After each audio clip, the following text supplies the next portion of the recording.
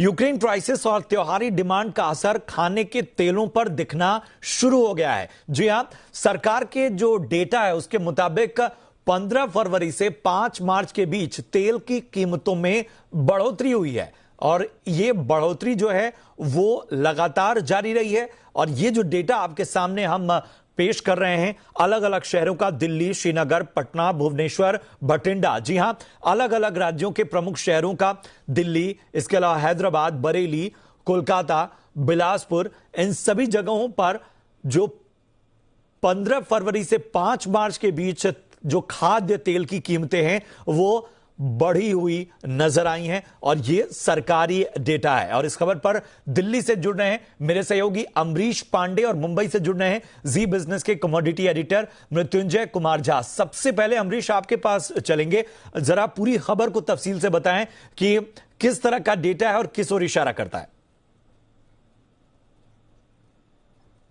Data बिल्कुल साफ इशारा करता है कि जिस तरह से रूस की यूक्रेन की क्राइसिस है उसका इम्पैक्ट अब देखने को मिल रहा है। त्योहारों की डिमांड थी वो भी लगातार बढ़ रही थी। ऐसे में कम आमद के चक्कर में ये जो दाम है वो बढ़ रहे हैं और कुछ सरकारी जो सूत्र है हमारे वो ये कह रहे हैं कि संभव है कि इसके पीछे कुछ जो जमाखोरी हो वो भी एक वजह हो सकती है। सरकार ने पिछले 2 हफ्ते में 2 बड़ी बैठकें की हैं जो कि ऑयल प्रोड्यूसर के साथ भी थी, इसके अलावा इंपोर्टर्स के साथ भी थी और इन दोनों बैठकों में जो अंदाजा लगाया था सरकार ने उसके हिसाब से उनके पास लगभग 30 दिन का स्टॉक पूरा था और दाम बढ़ने की उम्मीद लगभग नहीं थी। लेकिन पिछले जो 15 दिन का अगर डेटा हम देख रहे हैं तो उसमें दाम लगभग 36 रुपए बढ़े हैं। अलग अलग शहरों को मिलाए तो ऑन एन एवरेज 36 रुपए दाम बढ़े हैं अलग अलग किस्म के तेलों के।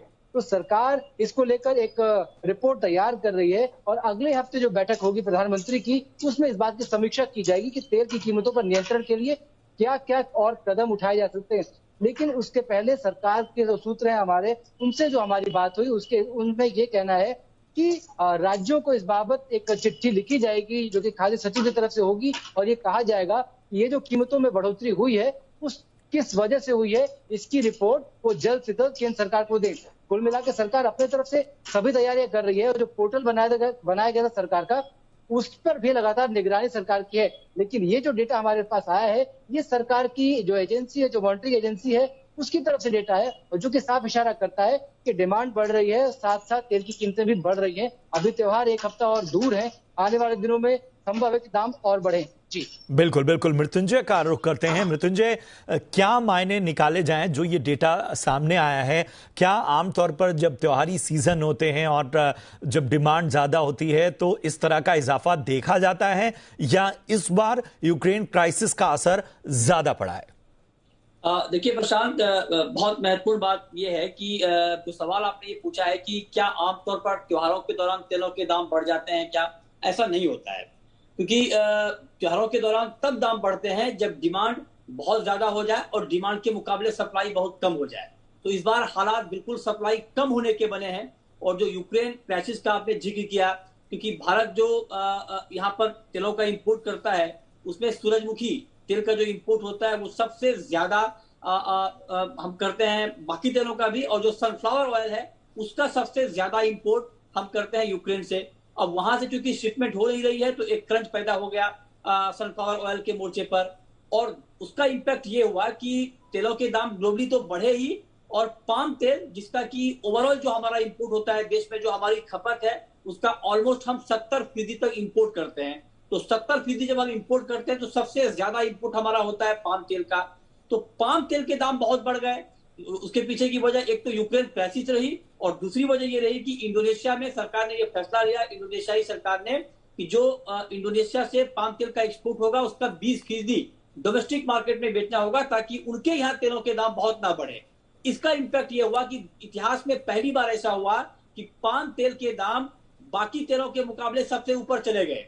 आमतौर पर पाम तेल को सबसे सस्ता तेल माना जाता है, लेकिन इस बार ये इक्वेशन, ये समीकरण टूट गया और पाम तेल सारे तेलों में सबसे ज्यादा महंगा हो गया। लिहाजा क्योंकि हमारा इंपोर्ट सबसे ज्यादा ऑयल में पाम तेल का है तो इसलिए जो अमरीश अभी बता रहे थे आंकड़े, उसका इंपैक्ट हम ओवरऑल कीमतों के ऊपर देख रहे हैं। पहले से भी तेजी के बहुत सारे माहौल बने हुए थे, बहुत सारी वजह मौजूद थी। सरकार ने बहुत सारे कदम उठाए, इंपोर्ट ड्यूटी घटाई, स्टॉक लिमिट लगाई, राज्यों को निर्देश दिए, उसका थोड़ा बहुत इम्पैक्ट हुआ भी था। लेकिन ये जो नया क्राइसिस सामने आया है, लिहाजा उसका इंपैक्ट ये है जो आपको अमरीश बता रहे हैं कि दाम बढ़ने शुरू हो गए। बिल्कुल मृत्युंजय, तो अब आगे क्या किसी तरह की राहत आने वाले वक्त में मिलने की उम्मीद है या अभी ये क्राइसिस जारी रहेगी? ये देखिए, ये बहुत बहुत महत्वपूर्ण सवाल है। महत्वपूर्ण सवाल इसलिए है क्योंकि अब बहुत सारे लोग ये जानना चाहते हैं कि आगे क्या होगा, क्या महंगे तेल की मार हमें आगे भी झेलनी पड़ेगी।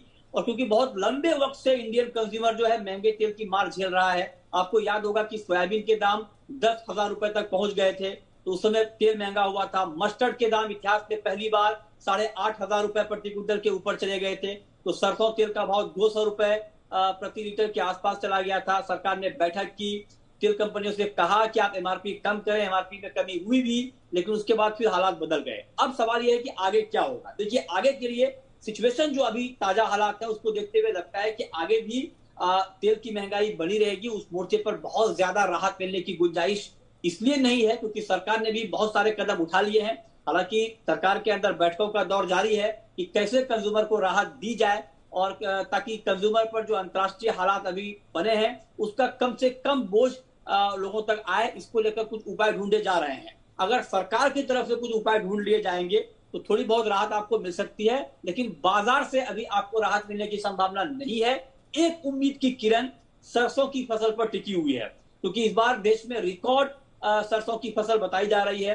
पिछले साल 80 लाख टन के आसपास का उत्पादन हुआ था, जो इस बार बढ़कर 100 से 110 लाख टन उत्पादन होने की उम्मीद जताई जा रही है। करीब करीब 20 से 30 लाख टन ज्यादा। अगर ये उत्पादन ज्यादा होता है तो सरसों तेल के मोर्चे पर थोड़ी बहुत राहत मिलेगी, लेकिन ये भी डिपेंड करेगा कि अंतर्राष्ट्रीय बाजार में भी कहीं और दाम ना बढ़ जाए। अगर और दाम बढ़ जाएंगे तो जो राहत आपको यहाँ मिलने वाली होगी उसमें कमी हो जाएगी, क्योंकि हम नेट इंपोर्टर हैं ऑयल के। हमारा जो कंजम्पशन है, जो हमारी खपत है, उसका हम 70% इंपोर्ट करते हैं। तो बहुत कुछ हमारे हाथ में होता नहीं है। अगर अंतर्राष्ट्रीय बाजार में दाम बढ़ जाते हैं किसी भी कारणवश तो उसका खामियाजा हम सबको भुगतना पड़ता है। उम्मीद की एक किरण मस्टर्ड की फसल पर और सरकार के फैसलों। बिल्कुल, आपने जिक्र किया सरकार के फैसलों पर। जब ऐसी सिचुएशन होती है तो क्या ऑप्शंस बच जाते हैं जिनके जरिए कंज्यूमर को राहत दी जाए या ये जो तेजी है इस पर किसी तरह से लगाम लगाई जा सके? देखिए, बहुत सारे ऑप्शन जो थे सरकार ने उसको आजमाया है, इनपुट ड्यूटी घटाई है और भी कदम उठाए हैं। हाँ, अब अगर सरकार ये करे कि जो कुछ पीडीएस के जरिए तेलों की सप्लाई कर दे गरीब परिवारों को, तो उनके लिए एक राहत की बात हो सकती है। कुछ ड्यूटी में और कटौती कर दे, कुछ एक्स्ट्रा ऑर्डिनरी कटौती हो जाए, तब कुछ राहत मिल सकती है।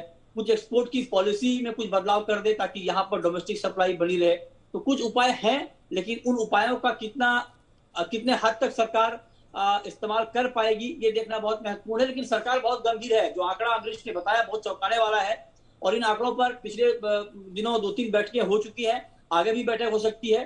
तो लिहाजा कुछ ना कुछ सरकार की तरफ से उपाय निकलेंगे। हाँ, लेकिन कंज्यूमर को यह बात दिमाग में रखनी चाहिए कि आप ये उम्मीद ना करें कि बहुत ज्यादा आपके लिए तेल के दाम कम हो जाएंगे।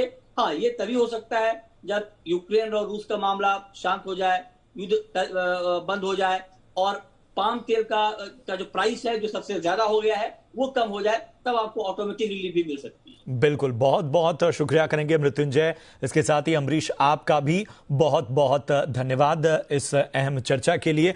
तो फिलहाल बहुत ज्यादा राहत मिलने की उम्मीद नहीं है।